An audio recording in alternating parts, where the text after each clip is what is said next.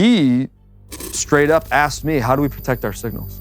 What year was this? 2022. In 2022, they didn't change who the live guy, who was the hot the whole year. The whole year. I say, hey, if there's any time all year they're going to change, it's going to be this first drive or the second drive. You said that at halftime? Coming out of this half. And sure enough, I said, if they're going to change, it's going to be that guy.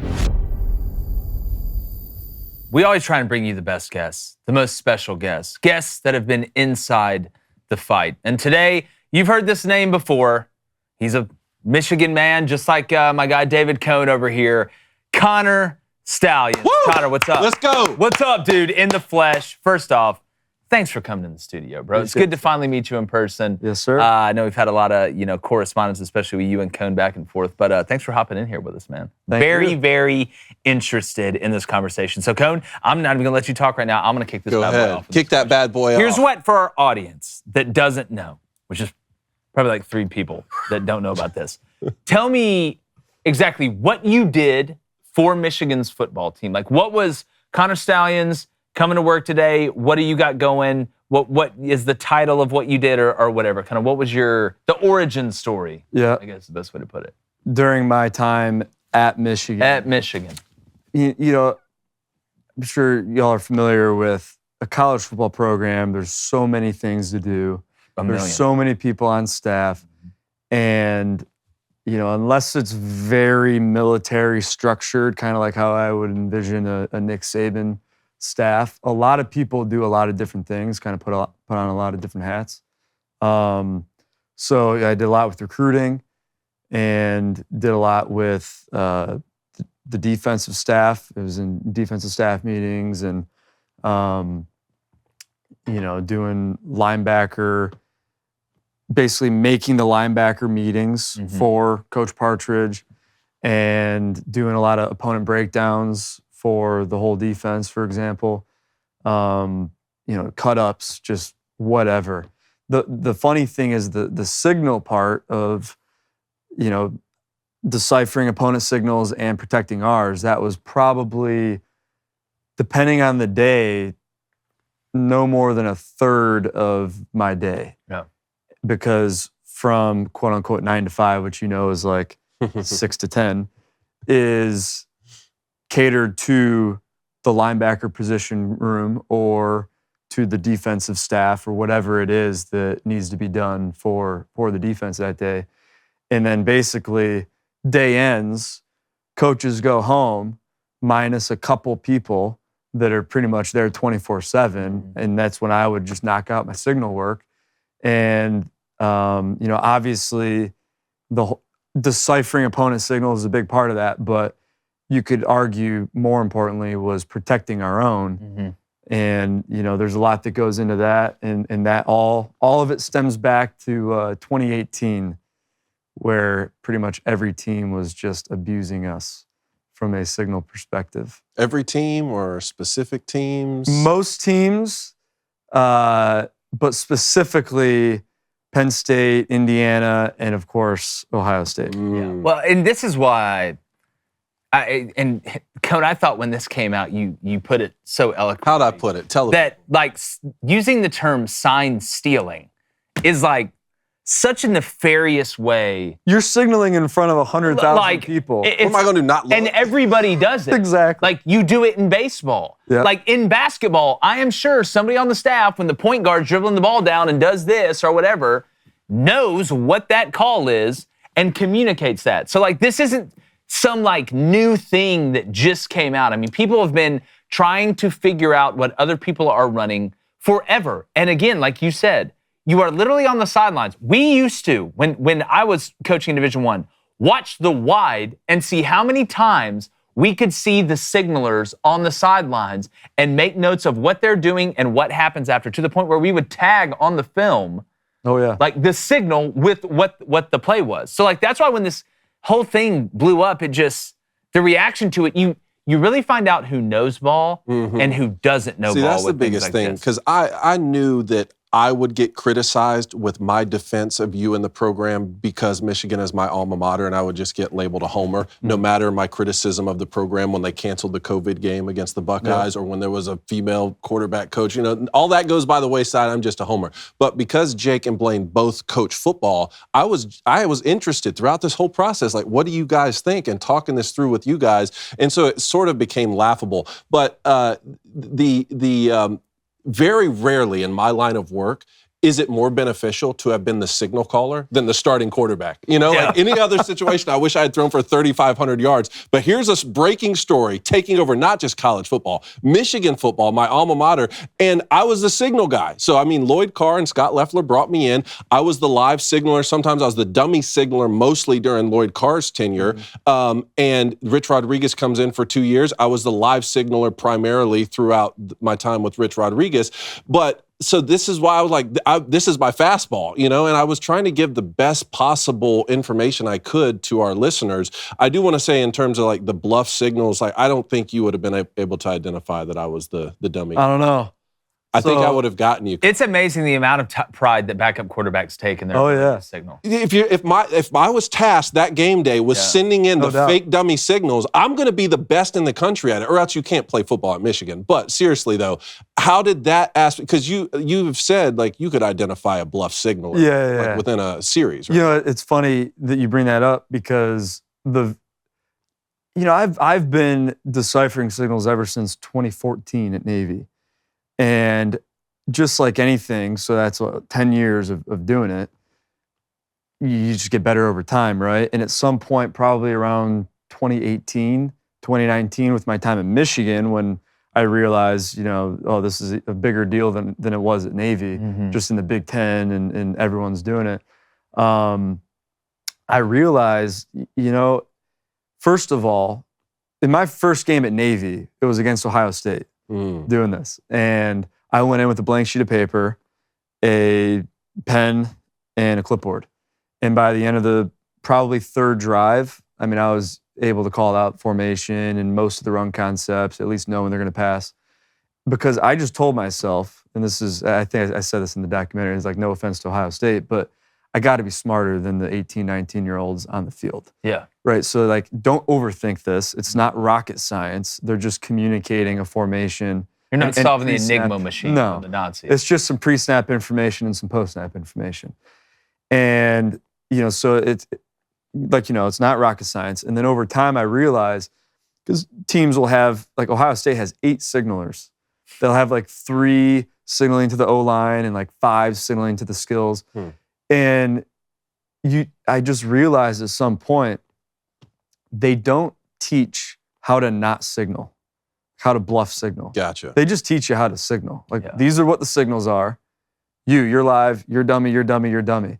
Well, unless you teach them how to dummy, and not only that, you have to teach the players how to not stare, like the easiest way. If I'm a receiver, standing on the sideline, right next to the sideline that my signalers are on, and they're kind of spread out, usually it's pretty easy to tell that receiver is just staring at that guy when there's another guy right there, unless he's got his helmet like this, looking like that, and no one's thinking about that during the game. So, what we did Denard would help me during games, and I would go in with the mentality of this is every drive, because to be really good, you have to be able to change who's live each drive. Right now, some teams didn't change throughout a whole quarter, throughout a game, or throughout a season. We can get into that in a little bit. But I went in prepping for this team could change who's live on any given drive. Okay. And so the most important signal is the first signal, right? Because you want to be able to tell who's live right away, so you're not just saying something that, come to find out, I just said the wrong signal because I thought this guy was live, and he's not. So what we would do is I would look at all the signalers, and I would be looking like process of elimination. So, for example, Michigan State had a signaler on offense that was also a signaler on defense. And I think he was like live on defense, but not much on offense. And he would signal like cover 3. as an offensive signaler. Yeah. Like I just knew that was their cover 3 signal. Like, or most signalers, they just signal the same thing over and over again. It's really quick. So you can usually tell without any help. I could just look at all 4 and process of eliminate. He's not live, he might be live, and he might be live. So it's one of these 2. And then without any help, I could just say, okay, he just signaled definitely a run concept because he only did one thing after the formation. And this guy did like 6 things and tagged letters like X, whatever, Z, whatever. Okay, so that's a pass. And then you just watch the play. Well, they ran the ball, so that guy's live. Yeah. Right? Or they passed the ball, that guy's live. So I would be doing that on my own. At the same time, I would have Denard look at so he would look at the signalers with his eyes, but in his peripherals and his mental focus would be on the players. And when the players looked away, he would tell me which signaler just finished their signal. And who was still signaling. Because every signaler is going to go through their signal at least 2 or 3 times, right? Mm-hmm. So if you signal 6 different things, but you're signaling 3 different things, and we're doing it at the same time, and all the players looked away after I finished my 6 signals, you just went on 2 different rotations of your signal. Yeah. So Denard would say, hey, I think it's red hat. And if I thought it was red hat, boom, we're good. Got him. Don't need you anymore, appreciate it, we're rolling.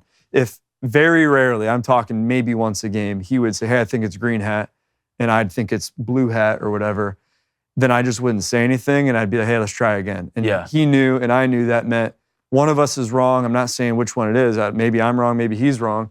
And then the next play, either he'd be like, oh, no, I think it's green hat. Okay, here we go. Well, even if you narrowed it down to just green hat and red hat, if you narrowed down 2 out of the 4, you're still making progress. Oh, yeah, by the second play. But it was like, the competitiveness in me. Like, I want to get this during the first play. So that's funny because from my standpoint, when I was sending bluff signals, I'm trying to be competitive and make sure that, and this is 15 years, this is like, that's what I was trying to tell people. Like, it's been going on for a long time. It's like NIL, like Jimbo Fisher said, NIL's been going on for a long time. Y'all just started hearing about it. Correct. But the timing is something that's key because on the headset, if we're all sending our signals and we're done, sometimes that additional call or clarification or extra tag, no, X logo. Well, the live signaler's turning back around to give that signal, and if the 3 bluffs, so it was coming on us to like do the exact at least timing thing, but we're sending a different signal. Yep. Also, a big part of that in the Lloyd Carr offense was pre-tempo. So we were huddling, and you say like, okay, well, why does that even matter? Because we have 120 plays on the wristband. But a lot of times we're sending in A1. So Chad Henne was the starting quarterback. I think can read A1,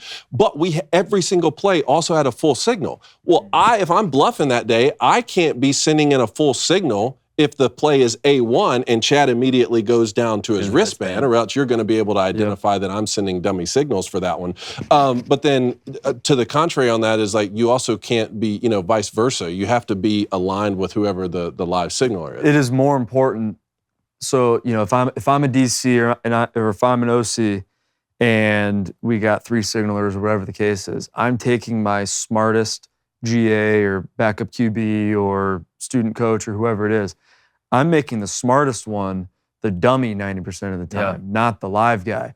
Most coaches, and again, this is what I just kind of realized over time, most coaches are so scared of their own players and their own signalers messing up that they don't put any time into the dummy stuff. They just put their best guy as the live signaler. Mm-hmm. So that's the other thing. You can go into a game and like, well, there's a GA and then there's 3 backup quarterbacks. Yeah. The GA is probably live.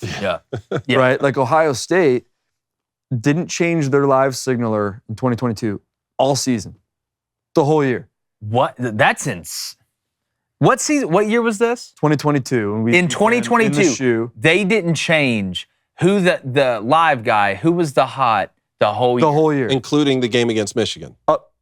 Halftime. So it's funny. They switched at halftime. The first half, at your ass they did. After a couple drives of the first half, and we did this every game where Denard would look at the whole peripheral thing, and I'd try to process eliminate. After like a couple drives, we're like, I don't think they're going to change, man. It's been the same guy all year. You can call anyone from any Big Ten team when you trade signals, during the week, and they all say the same thing. Yeah, it's the same guy. And then when you watch any game on TV, you can tell the whole time who's live. Is that out of arrogance or incompetence in your opinion? It might be a little bit of both. I don't know. Yeah. But so at halftime, we're in there in the locker room, and again, we're more concerned about actual scheme and actual adjustments, right? And then, I talk with Denard for a couple minutes and about the signal stuff. I say, hey, if there's any time all year they're going to change, it's going to be this first drive or the second drive. You said that at halftime? Coming out of this half. And sure enough, I said, if they're going to change, it's going to be that guy, the tall GA or whatever. And sure enough, they switched.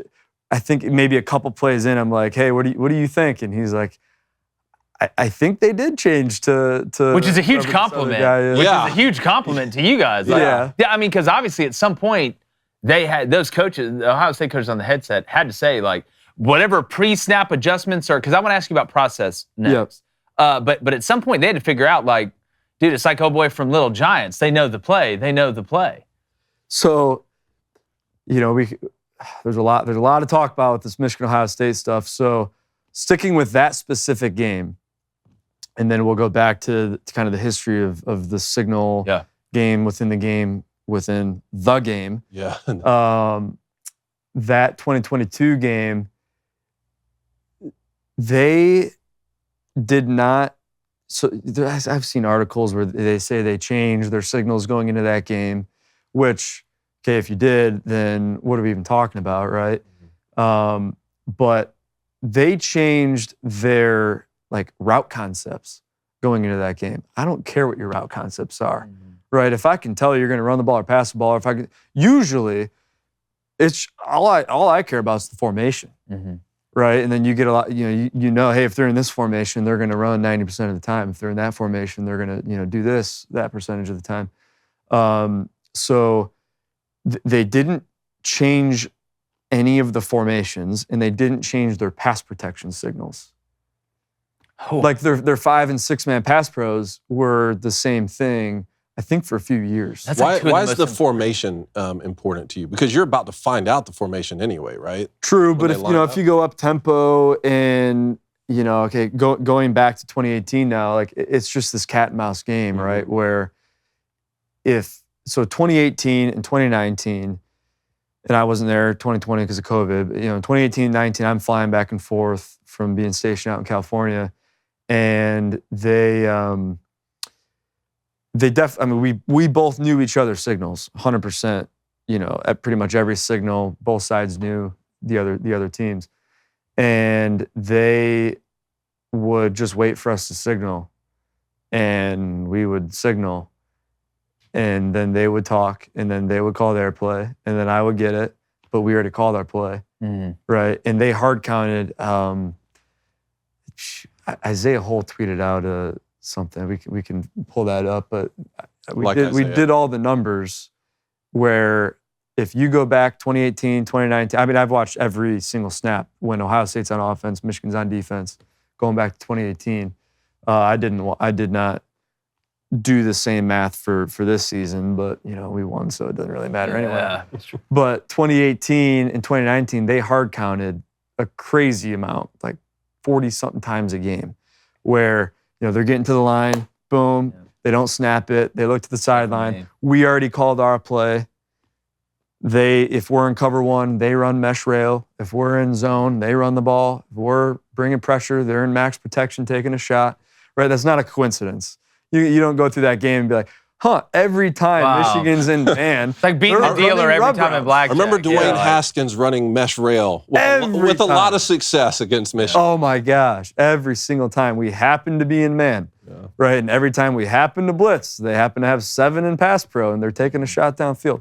So that whole thing went on. And 2021, enter Mike McDonald. Biggest difference was he straight up asked me, how do we protect our signals? He said, I've heard that we've been getting picked apart a little bit. Like, how do we protect? And the short answer to him was just wait till I start talking, because that means they've started to signal. Because once you understand it's a cat and mouse game, you just have to signal second and you're good. then your signal. And the play clock's on them. Correct. Offense. Yeah. And You have the play a clock huge on the defense. advantage on defense. Yeah. Yeah. And this is just for no huddle up-tempo offenses, right?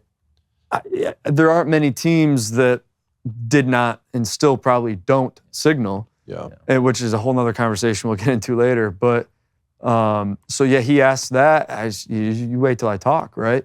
Now there's a lot more. There's a longer answer. Like, okay, we got to change who's live in between, in the middle of a drive or whatever the case is. There's a lot of isms that can throw off a really good signal stealer that we would get into. And at that point, he's like, dude, I don't, whatever. You do what you need to do to get our signalers right. I just care about us not getting picked apart. Yeah.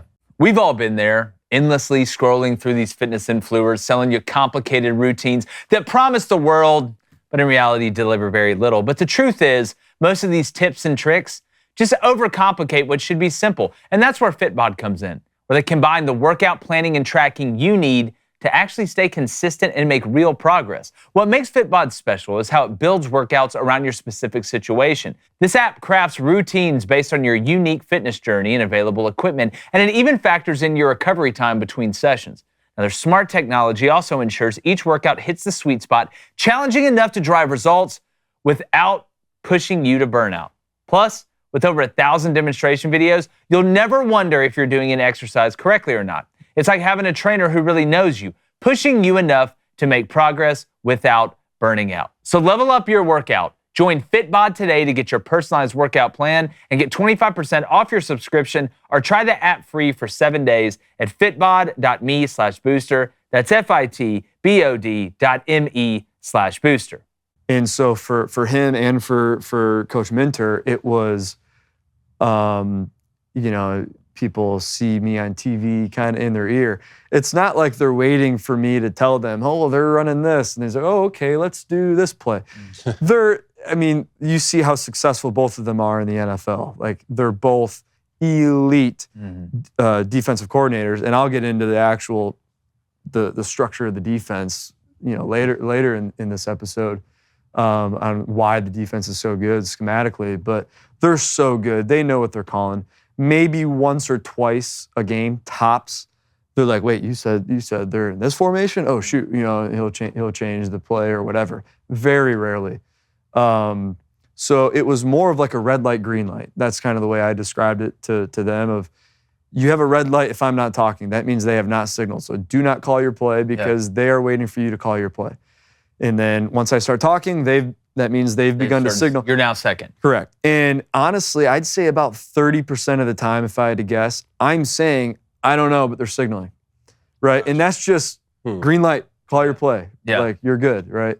So, sometimes I'm saying, hey, they're in trips Y flex or whatever the formation is, and that's his spark to, okay, I got the green light, I'm going. But again, sometimes I'm just saying, I don't know, but you're good to go. Yeah. Well, to me, to your point earlier, and again, because it's all about the timing of it, because you could be over there telling him exactly what play the offense is about to run, but if they're about to snap the ball, you can't communicate. It's not like you can yell out to the defense or have time to change what you're doing. At Michigan Stadium when we're on defense. For sure. Right? That's what, but can't hear the corner from you to me can't hear it. For sure. But to me, where it's the most beneficial, and Cone, you asked, why does the formation? Well, the faster I can get the formation, I in my mind know some of the tendencies that they do out of that formation. Yep. Then I can go ahead and call what I'm going to call. That's why the personnel is so important to be able to get before they come to the sideline, because I know what personnel I need to put out there or whatever. But to me, I do think, and this is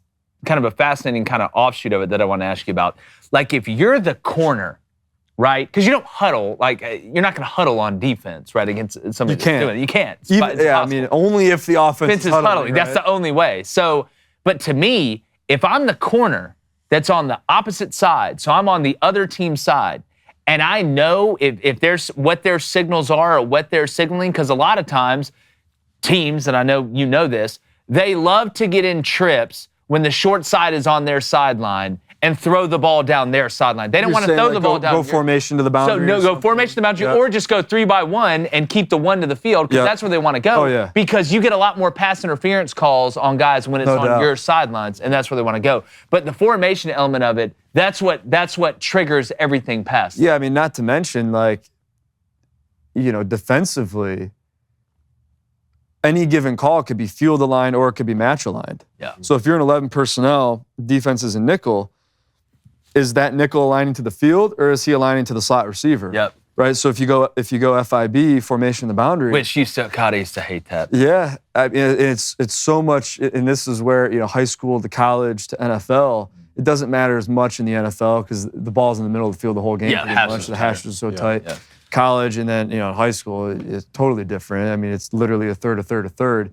But FIB for some teams is such a big thing that and if you add the tempo element to it, where you don't have time for your nickel to be to the field, and then you call a play that's match aligned, not field aligned. So and then they're in FIB, he's got to run all the way to the boundary, and the ball is snapped already. Well, so I mean, Connor, that's why I had to cross train my corners. And say, like, if we're playing an up-tempo team and I have a field corner and a boundary corner, bro, I'm asking that dude to run 50 yards across the field, it's 53 and a third yards wide. I'm asking him to run 35 yards after every time so he can be the field corner. Like, that to me is where up-tempo, like, that's where it can really, really rear its head. And if you got, this is my free, this is my strong, which, strong's just another way to say a nickel that you put in the back end sometimes. So I just found the process of it. That's what I think people didn't understand. I think they heard, sign stealing. They thought it was like Houston Astros bang on a trash can. They're running power, to the field. All right, that's not how it works. Another part of this that was fascinating for me personally is, like I said, the offense could not have been more complicated at Michigan under Lloyd Carr and Scott Loeffler. And then Rich Rodriguez comes in, and this is before everyone's going up tempo. He was like the godfather, like coming in, he's like, hey, this guy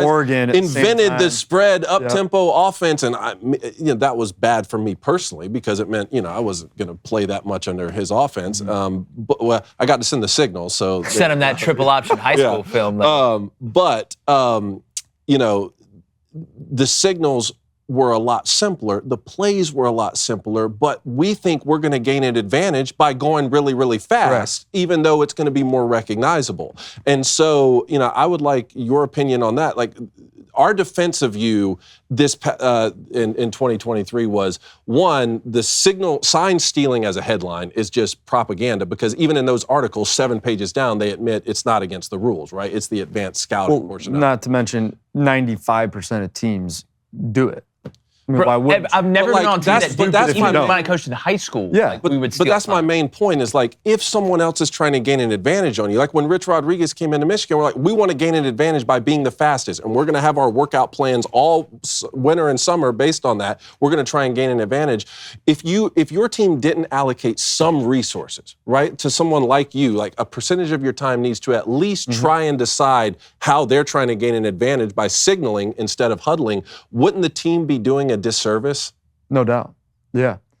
And you mentioned the tempo versus the signaling, and here's something that people in general still don't understand. Probably understand it even less now, because the whole headset thing, the headset comms. I want you to talk about that too. Yeah, I mean, that has nothing to do with signals. Nothing to do with signals. And it's probably been however many decades, it should have been done a long time ago. But think of it this way. You said it, the defense does not have the choice of if they huddle or not. No. Right? So if I'm an offensive coordinator and you're a defensive coordinator and I go up tempo, you have to signal. You don't have a choice. Yeah. Right? Now, whether I mean, it's hard to go up tempo if you don't signal, but I mean, I could have wristbands. Every player could have a wristband. On all skill players, right? Yeah, I mean, so like Georgia in that Orange Bowl where they totally kicked our ass, that team was different. But they had, every skill player had a wristband on their belt. Gotcha. And they still signaled some plays, they wristbanded others, but they still went tempo when they did it. it was a little slower because they got to, open up the window. But and you're all still that. getting the benefit. But they weren't huddling up and taking their grand old time. They were just calling a play on the wristband. And, so, this little side point, like, if you're that scared about the signals, like Ohio State had wristbands in 2022 against us, didn't use it one time. So, I mean, what are you complaining about? Well, go ahead. The tempo thing, as it relates to the comms and signals, if I go up tempo, you don't have a choice, right? So I can make you signal. Mm-hmm. And that has nothing to do with headset, right? If whether I wristband, signal, whatever it is, I can make you signal. So if I can make you signal, and now I can talk to the quarterback, I can make you signal and then tell the quarterback what coverage he's going to get. Yeah.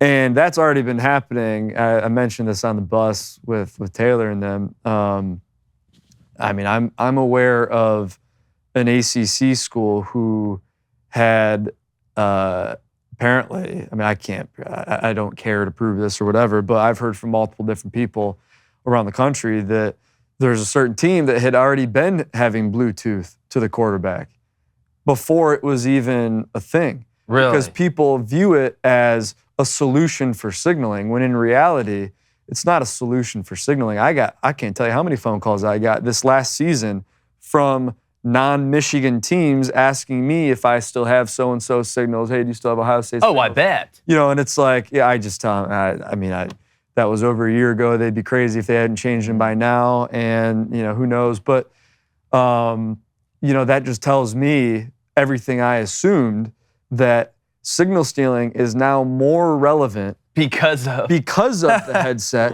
Because if I'm an offensive coordinator, at least for offensive stealing defensive signals, right? You can't force an offense to signal. If they want to huddle, they can huddle. But now there's every team you watch that's going up tempo, they're doing it for a reason, right? And now that they can talk to the quarterback, that doesn't mean signals go away. If anything, I mean, I went to every Michigan home game this year, and off the top of my head, Texas signaled the whole game, Oregon signaled the whole game. I mean, I don't remember. I wasn't paying too much attention to it because what am I going to do with the information? But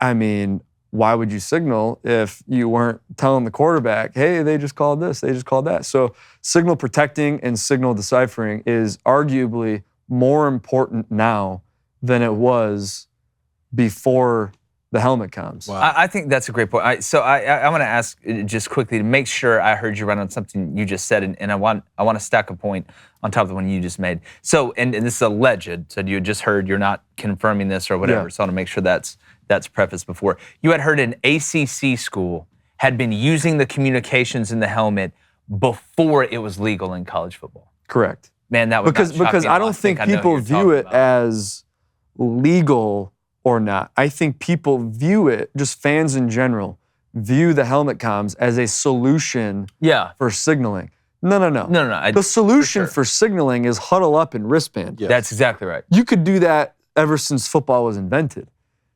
Run your quarterback to the sideline like I had to do in high school. True. Now we're going way back. Yep. Run to the sideline, get the play, and run back. But that's why I always, as a play caller on defense, the teams that huddled, that gave us the most trouble, weren't the teams that were huddling and then breaking the huddle and then looking for your signal and doing this or that. They're the teams, and they call it a Mayday tempo, where they huddle and then break the huddle really quickly, go get lined up, and then like that stuff. There was a 2 or 3 year stretch where everybody on third and short would do Auburn that. Auburn and Gus was big on it. Brian Benson, who's a buddy of mine, is now the head coach at La Monroe, used to do it at South Alabama all the time, where you'd huddle quickly by the ball, break it, and then run that toss. Or have a play built off of that toss. Georgia scored a touchdown against us in 21. They went like, I don't remember if it was tackle over, unbalanced, whatever. I think it was tackle over, but the tight end was to the weak side. So he looked like it would be a tackle, but it was actually an eligible receiver. And They just speed break that huddle, and It was you don't because have time to. That's more dangerous than anything true else. up tempo to sure, me. That's sure. what, and people do it in the red zone too. Yeah. That's where they get you in the tight end hides and delays and the stuff that would come out of that. But to your point, to kind of put a bow on just the signal versus tempo thing, like I think some people also thought too, when the comms went in the helmets, that now the offense will never have to signal even if they go up tempo. Like that's not true at all. Like if you just line up, like the quarterback's the only one that can hear it. So you either have two options if you don't huddle. You're gonna have to signal to the receivers. Yeah. If the quarterback can tell the offensive line, or the quarterback's gonna have to signal to the receivers. Yeah. Somebody is going to have to signal. So outside of the huddle with the wristbands, because if you want to go and change the play, I mean, you only got 25 seconds Now, on if that all play skill clock. players or all players, you could. That's the only if they solution. all had it, then, that's the only That's that totally changes different. the game. If the governing bodies, NCAA, whoever, if they really cared about signal stealing, they would implement it where every single player has the comms. That is the only solution. If that is not in place, then signal stealing is more prevalent now than it was before the comms. Can you just talk about when this whole thing broke, like what that was like, and when you felt vilified, or if you felt vilified? Like when did it start? I know there's a from lot day of stuff one. you can't share, and Yeah. just what was the experience like? I mean, I mean, you're doing your job. Well, what's the You're first great you at heard your about job. it? Like, what's the first, like, how did you? well, be like- there's an article, I don't remember what it was, ESPN or something that ESPN, came yeah. out. It didn't have my name or anything in it, but it talked about signals and scouting. Like, so obviously everyone's like, are you gonna be all right? And I'm like, So somebody hey, snitched. I don't know. Well, it's not snitch, but somebody. Well, that's a whole different conversation of how exactly it came about. Which, like, to be honest with you, 99% of me just doesn't even care anymore. Like, okay, like we can't undo it. I can't control it. And like, the Marine mindset in me, like, whatever, control what you can control. Personally, I don't even like talking about it because in my mind, it's like a waste of time talking about it. But so that article came out, and then later that night, I think at like midnight was when the first article with my name came out, and then that's when I got a phone call from a really close friend that I trust, and he's like, hey man, just delete your social media, delete. Whatever, don't talk to anyone right now. Like, I'll help you out with, money, attorney, whatever you need. Like, don't worry about that. I'll call you tomorrow. And that's when, just everything changed for me. So the first couple months, it was interesting because it was like every day, it seemed like at noon and 7 p.m., like clockwork, new article at noon, article at 7, article at noon, article at 7. And there's like nothing you can do about it, right? Yeah. And the NCAA like has you, in a position where you just can't do anything because you're not allowed to talk about the investigation. So They can talk about you. Yeah. So it's like, well, how does everyone know everything about my life? And that's the other thing, all these conspiracies and stuff. Which I remember. Probably about 70% of it was like completely not true. Where I'm like, where do they even come up with this stuff? Or like, part of it like has some substance, and then they just run with this narrative where it's like, where did you get that from? Where did you put 2 and 2 together on that? So that was annoying because it was probably, for the first time in my life, like a position where you're just completely helpless, where there's no solution. The solution is to do nothing. That's the only solution, which doesn't help the case. And I got a life lesson in, let's say like I got a life lesson doctorate degree in PR. Yeah. Right? Because it was, the thing that made it so unique and where it's like I'm still kind of in a weird spot right now is there have been obviously big stories and big investigations or whatever the case is in sports, but like, has it happened to someone so young? Yeah. Right? Like usually it's a head coach or a coordinator, but like for the first time, it's a low-level staffer analyst where all of a sudden, I went every day at Schembechler Hall outside my family and outside the people in that building and, friends from the Marine Corps, Naval Academy, whatever. Like no one knew who I was. And, that's just head down, go, do my job. And then all of a sudden, overnight, I can't talk to anyone in the building, which is probably 99% of the people in my life. And now everyone knows me. So it's like, what the heck? So all the people I would go to for advice, I'm not even I'm not even allowed to talk to. And then, you throw on all the media stuff. So that was a whirlwind. And like I said, 99% of the people in my life who I trust, if you were to like rank the top couple hundred people in your life, they pretty much were mostly in that building. Yeah. So now I can't talk to them. And I'm in a position where I need help, right? So my agent, so to say, he's helped me out, and he helped me get my attorney, Brad Beckworth, awesome dude, and Nathan Hall. Got to give him a shout out. He works for Brad, and he does a lot of the grunt work, and he's elite. But going back to November of 23, I mean, I can't talk to the people I do trust. Can you even go in the building? Oh no, yeah. No. I mean, I couldn't call them. I couldn't talk to them because it was like they're being told they can't talk to me.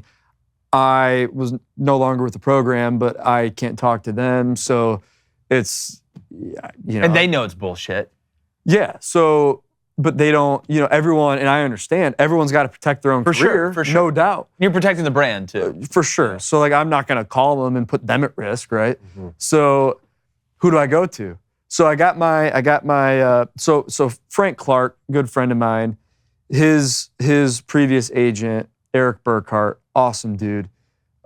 He's the one that he's helped me out, and he's been there through thick and thin of all this. And he helped me with the attorney and everything. Well, then all of a sudden one day I get a phone call, and he's like the only person outside my family who I trust in that moment. I get a phone call from him and from Brad, an attorney, that I remember. So my grandpa was in the hospital too. Just not. He's doing great now, but not the greatest of times in my life, right? Every day there's an article. That's the last thing I care about right now. And so I get a phone call from him, and he's like, "Hey, you ready to make a little money and to have a little fun with this?" I'm like, "What?" He was like, "Yeah, Mav Carter reached out. They want the rights to your story." I said, "My story? For what?" At that time, suddenly throw Maverick Carter's name out there. Yeah, at that time, I'm like, that's the last thing I'm thinking about is a documentary, right? So he's like, "Hey, well, we're going to schedule a Zoom for Monday or whatever." So we got this Zoom coming up, and it's with Mav Carter, who is awesome. But at that time in my life, the first thing I can think of is, he's an Ohio guy. Yeah. How do I trust him? Yeah. You know what I mean? Like, how do I not know Ryan Day didn't pay him to get the rights to my story to shut me up or whatever? That Marine brain. Yeah. So I'm thinking in the worst case scenario, right? And so I'm skeptical going into this Zoom, and it was the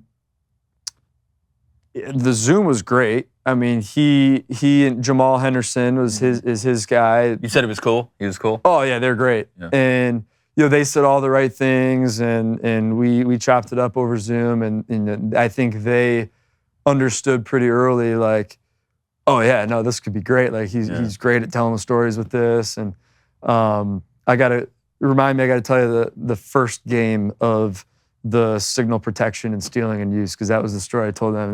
They were dying laughing on that one. But so I'd go through the Zoom. After the Zoom, I'm still pretty skeptical though, like, well, they could be saying the right things to get me comfortable or whatever. So I was still pretty, alert about the potential Ohioism with it. And then fast forward to the Rose Bowl. I was out there for the Rose Bowl, and I texted Mav and was like, "Hey, I'm out here for the game if you want to, meet in person." And so he said, "Yeah, swing by." I think it was the day after the game or something. And so I went to his house, and I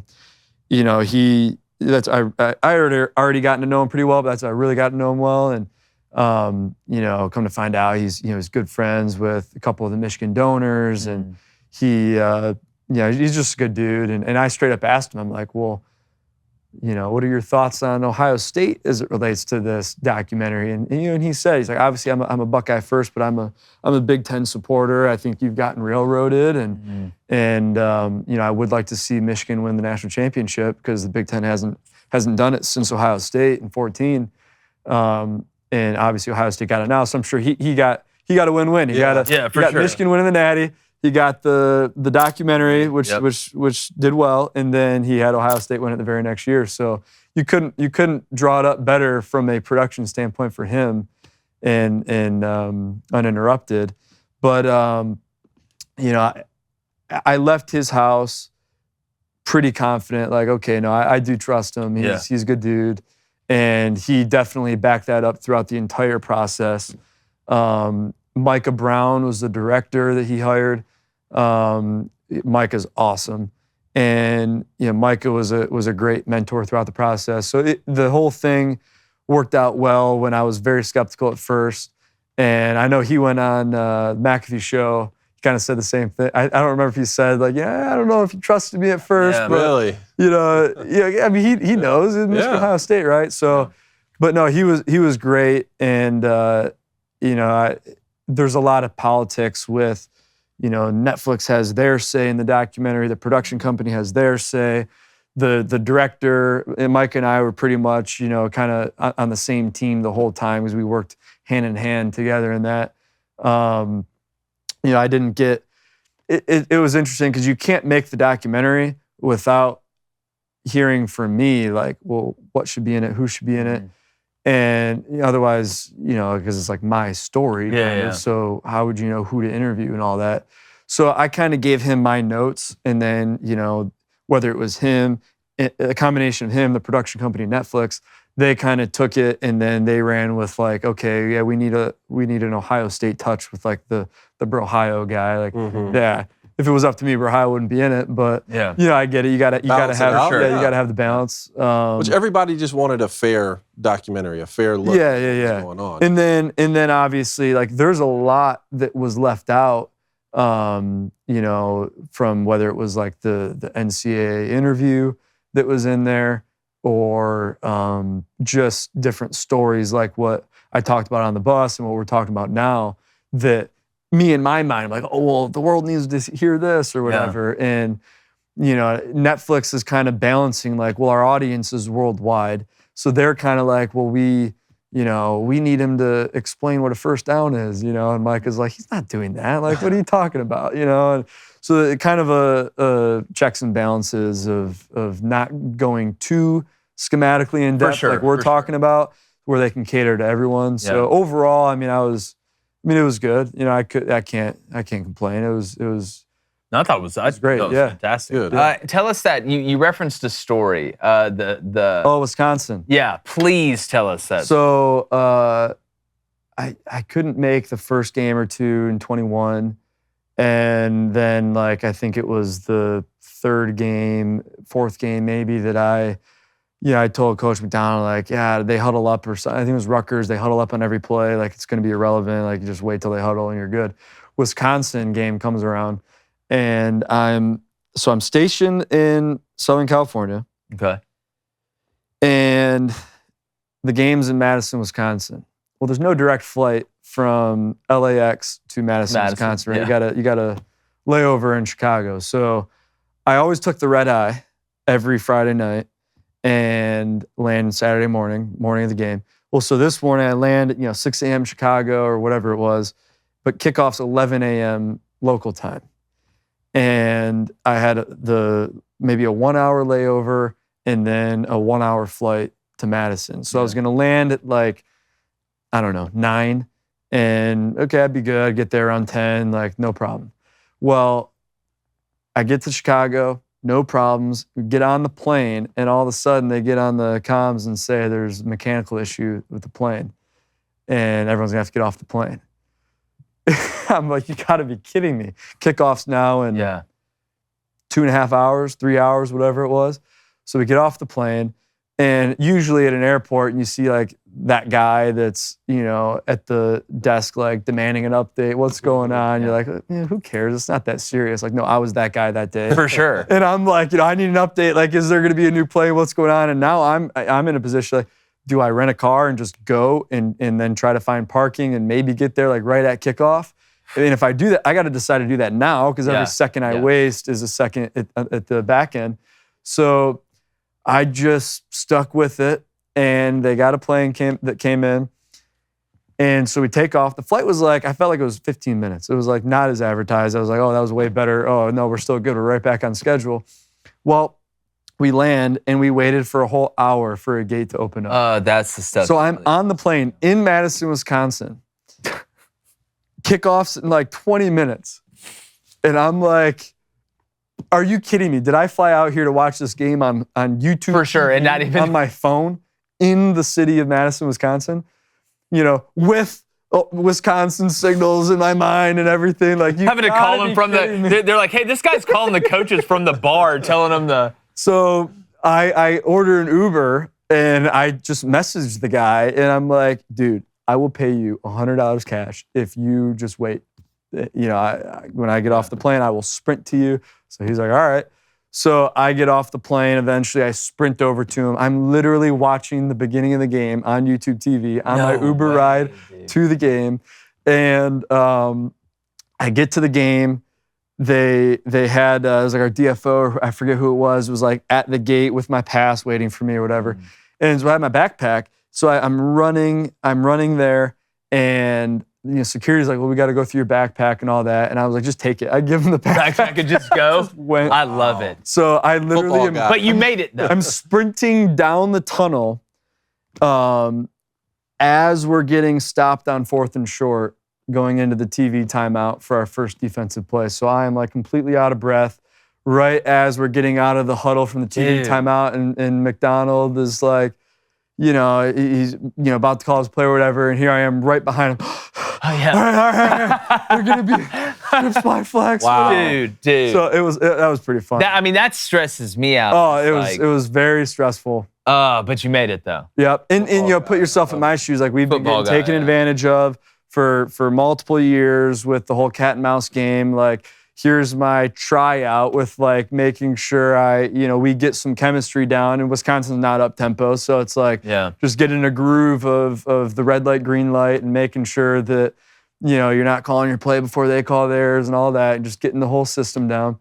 And there was a few moments where I thought I was gonna be just watching the game on my phone. Hauled ass up there just to watch it on the phone. Oh, yeah. I want to make one more point and then ask one more question. The first one is just on that 2023 team.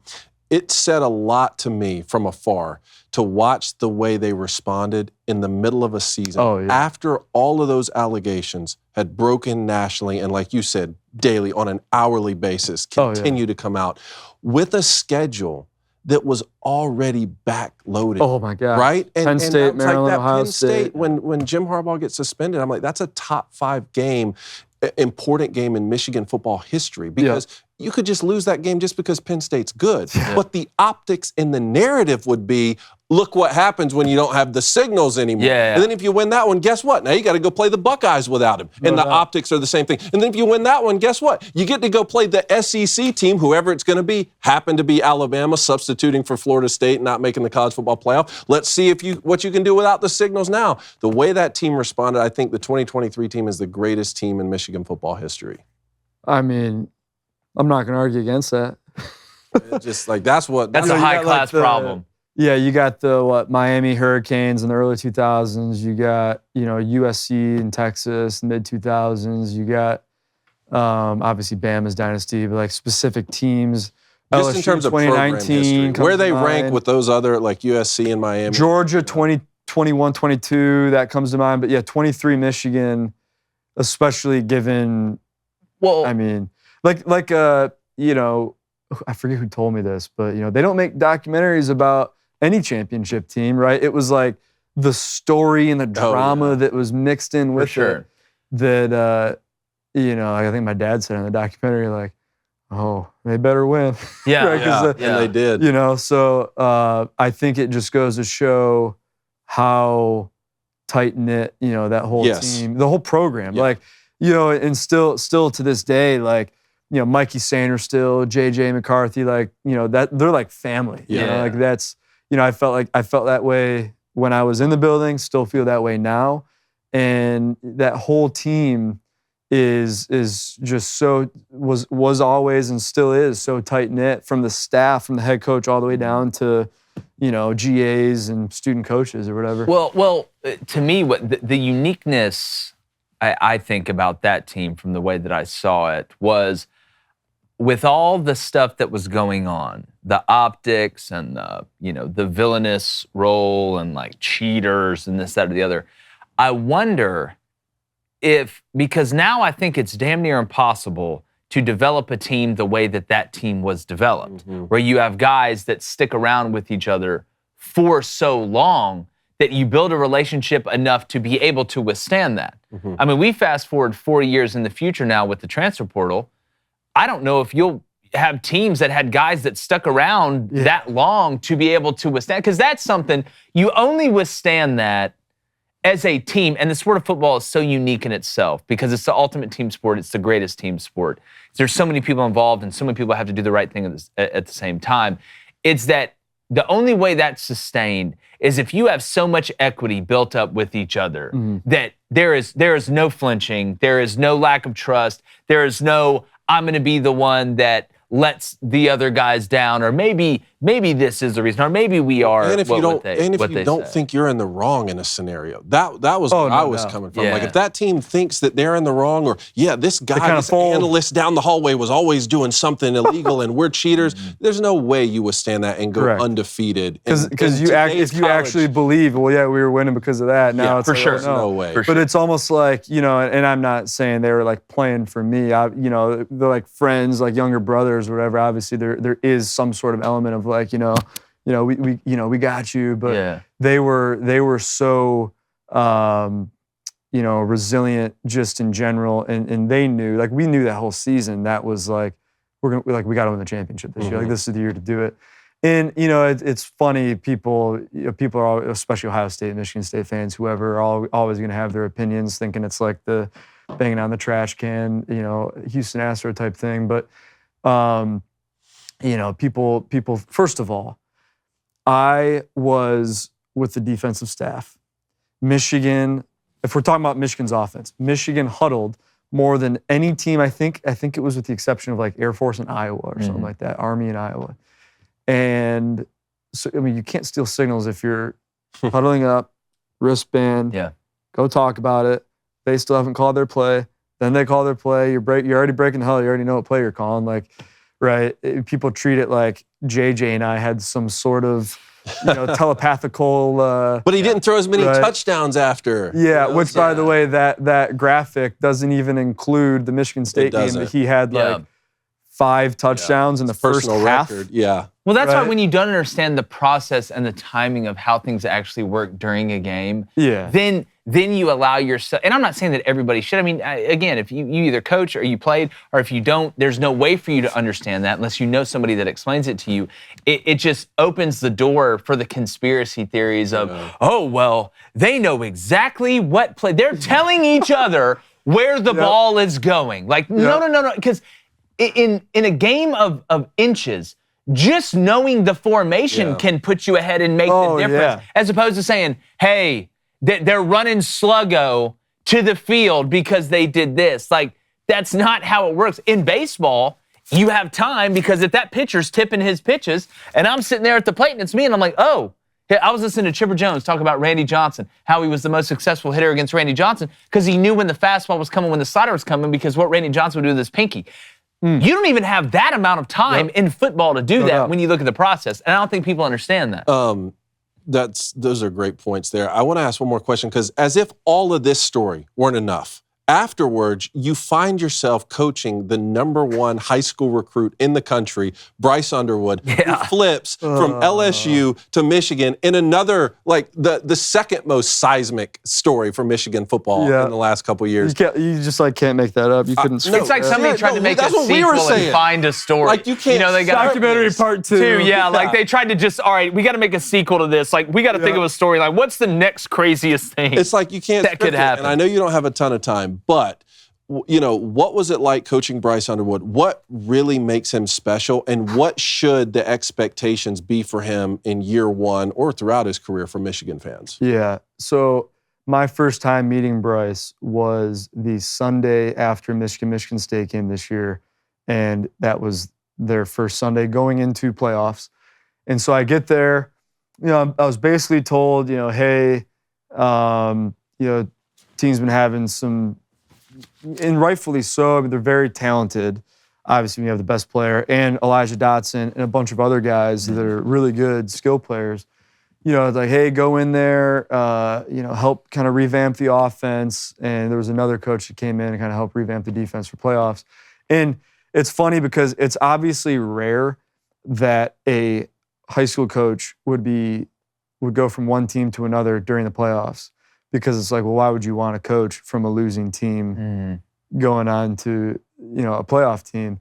And, you know, I'm grateful for my time at Mumford. That was an interesting experience. I mean, we're talking like you had like 18 kids on the team. Yeah. So, I mean, you Good can luck. imagine. Yeah, good luck. So anyway, I get to Belleville, and that Sunday, my first time meeting Bryce. So right away, it was funny. He told me, he's like, oh, you know, my girlfriend watched your documentary. We're excited that you're here. I said, all right, look, I just had to address the elephant in the room right away. I said, look, obviously, you know I'm a big Michigan guy. Obviously, you know I would love to see you play at Michigan. I am not here to recruit you. I'm not going to mention one word about Michigan. If you have questions, I'll answer them. Yeah. But I'm here to help you win football games, help you, you know, expand your knowledge of the game and whatnot. You know, and that's why I'm here. And, you know, yeah, we had some conversations about like financial education and about actual football. And then, you know, sometimes he brings up like, you know, what's the atmosphere like in the building? What's Coach Moore like? Whatever. My first day with him sums up why he perfectly fits the culture of Michigan. So I saw him at noon.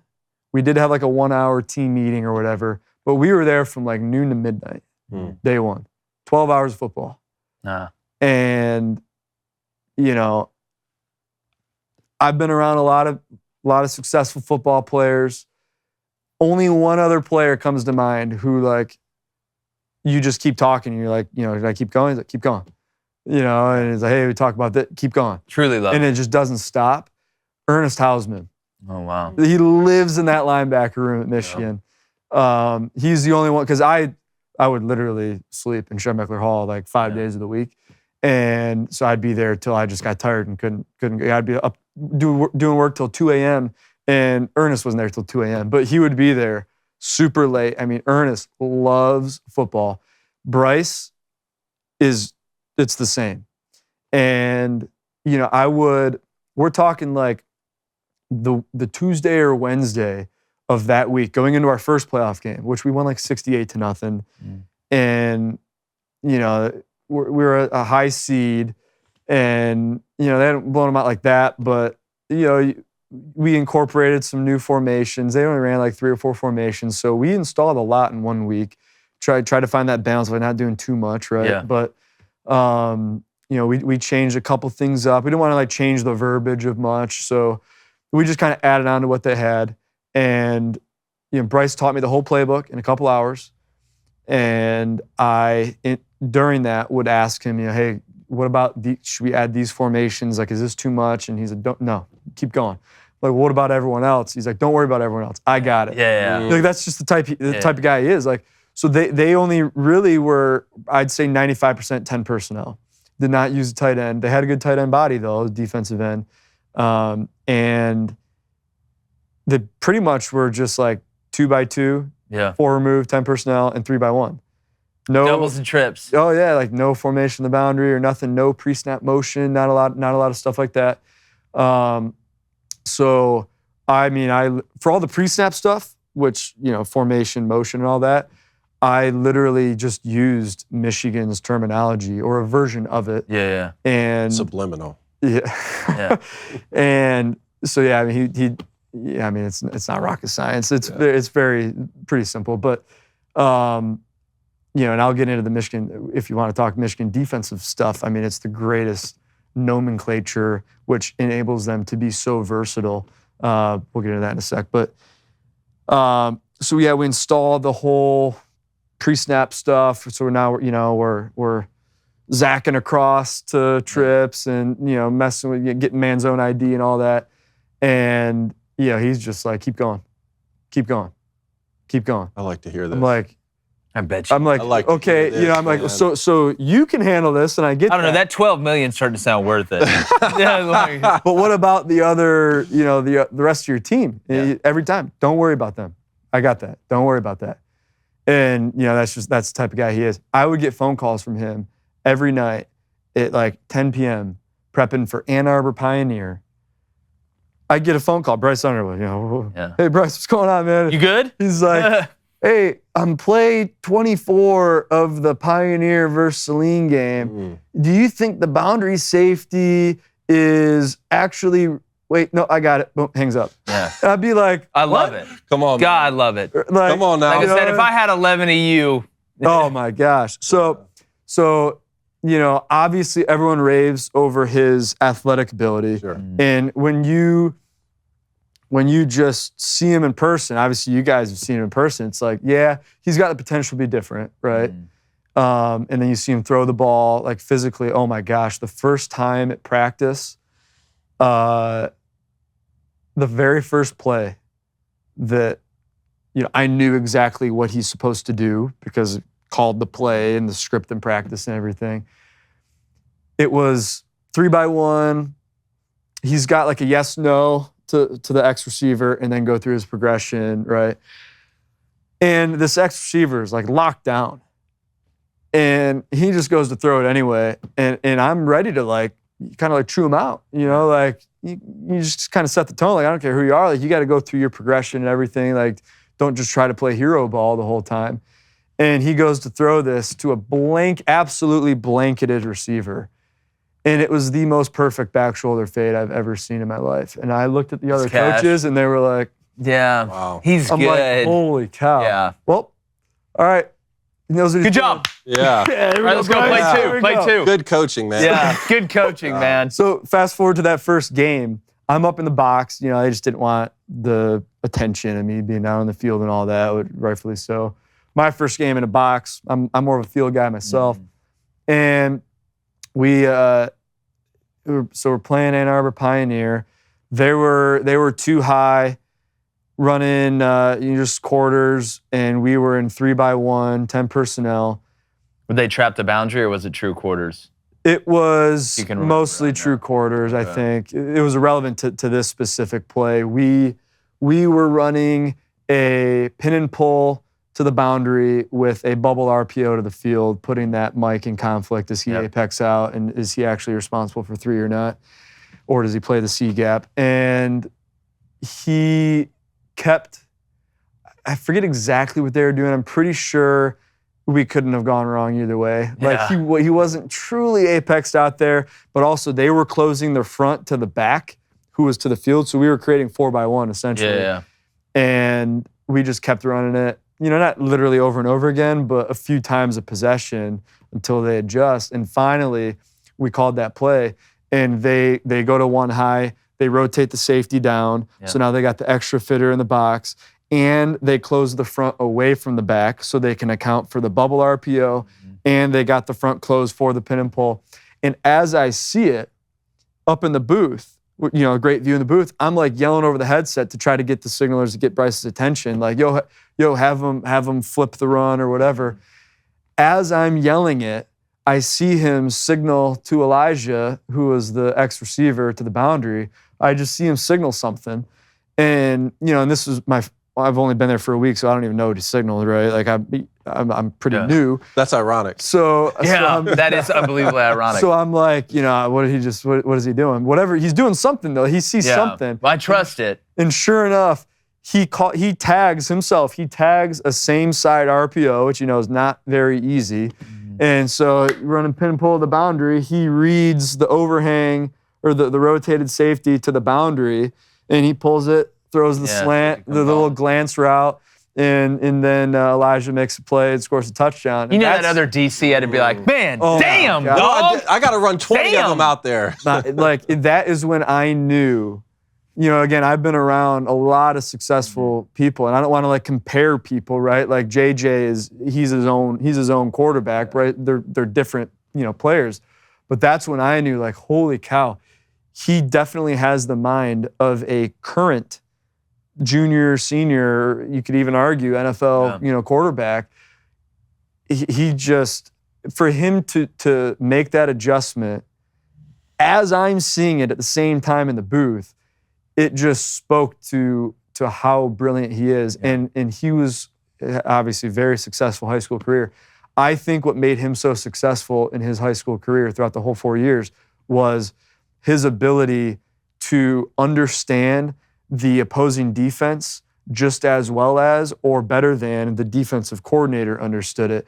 And that's something he understood. You don't have to be smarter than the 11 players on the field, or you don't have to outdo anything. You just have to understand what their defensive coordinator is doing. And you can flip that as a defensive coordinator. You don't have to be smarter than the offensive coordinator. You just have to be smarter than the quarterback on the field. Very true. Right? And you can't outsmart Bryce on the field. And that's kind of what, and all of that is on top of obviously his ability. Well, again, my daddy played with, Bo Jackson. He'd say all the time, the difference with Bo was his mental ability with it, because there's a bunch of great athletes walking around right now that never amounted to anything. Yeah. So especially the higher level you go, you gotta have both. That's the only way. I would venture to say, and obviously he's interviewed with Rich Eisen, and he's not shying away from expectations or anything, right? No. Like he said, national championship. I don't know if he said Heisman. Obviously, he's very capable of doing that.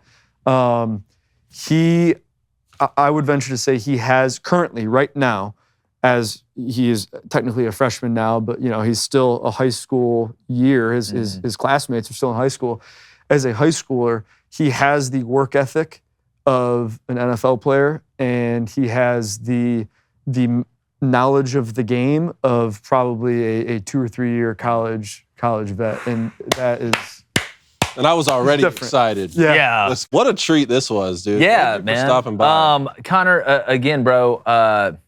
I know you're a busy man, and there's a lot that you have going on, and we're obviously going to be keeping up with you in the future. But you taking some time to come in here and hang out with us and chop it up. We're gonna do this again. I just happened to be going to the basketball game. I drove down here just. We're honored, brother. We have a couple things for you. First, we just launched a new Booster Club hat, and we thought it'd be perfect for you as camouflage if you want to blend in. Nice. Yeah. Nice. There you go. And then also a David Cohn American-made hat. There you go. And if you're wondering, do I have any shame, for the personal endorsement? No, I don't. Love it. No, Shameless plug. Connor, buddy, thanks again so much. Love to have you back on, and wish you all the success. Yes, sir. Appreciate you. All right, again, good. Have fun down there Friday, but hopefully not too much. By about 8:30. No, but we appreciate you guys watching. Make sure you hit that subscribe button, and we appreciate you being here, like we appreciate Connor being here.